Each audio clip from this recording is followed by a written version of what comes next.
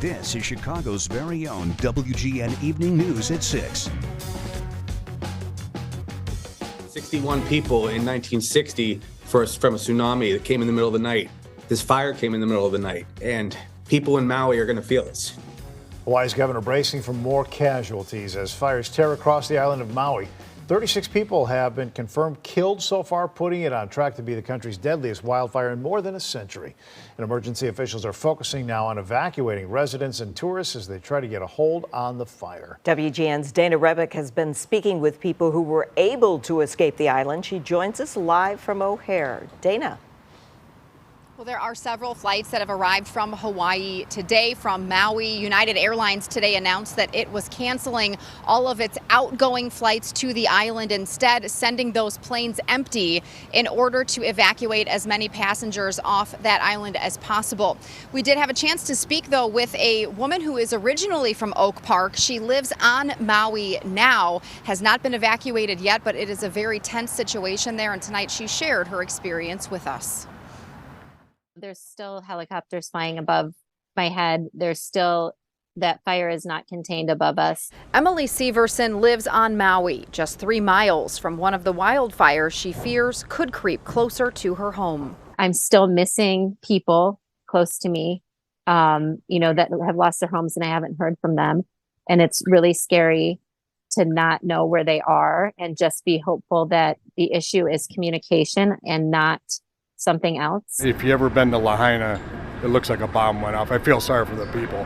I mean, for probably, I'm going to guess 2 square miles, there's nothing left. Mark Montino just made it back to Chicago today, landing at O'Hare. His vacation to Maui cut short by the raging wildfires devastating the island. We feel very sorry for the people. People lost their houses. We really do. Those people don't deserve it.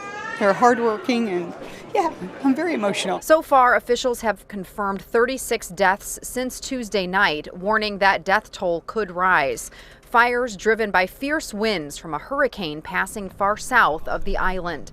More than 270 structures have been damaged or destroyed so far. Anyone who's lost a loved one whose home has been damaged or destroyed is going to get help immediately. President Joe Biden pledging federal disaster relief, FEMA surging emergency personnel on Maui. The Coast Guard, Air Force, and National Guard all assisting in evacuation efforts, as well as several airlines. Alaska, Delta, United, and American have increased capacity by bringing in larger planes to ensure we get more seats to get more people off the island. 11,000 travelers got out yesterday. More than 2,000 people are currently housed at 4 emergency shelters. Another 2,000 are at the Kahului Airport waiting to leave. I don't think that tonight will be an easy sleep for me, thinking everything's fine, considering that the fires are still raging.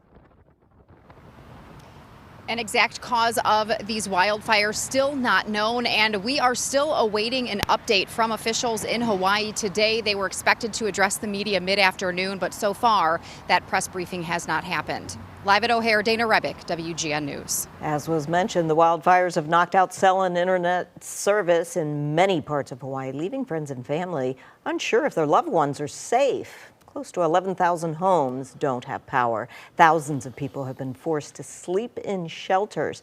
A Maui resident created this, a public spreadsheet where people can look up names and post updates on someone's condition. Close to 2,000 names are now on the list. Some have been marked found. And new satellite images give a real idea of some of the destruction the wildfires have caused. This is the town of Lahaina on Maui. It has special significance for Native Hawaiians as the capital of the former Hawaiian kingdom.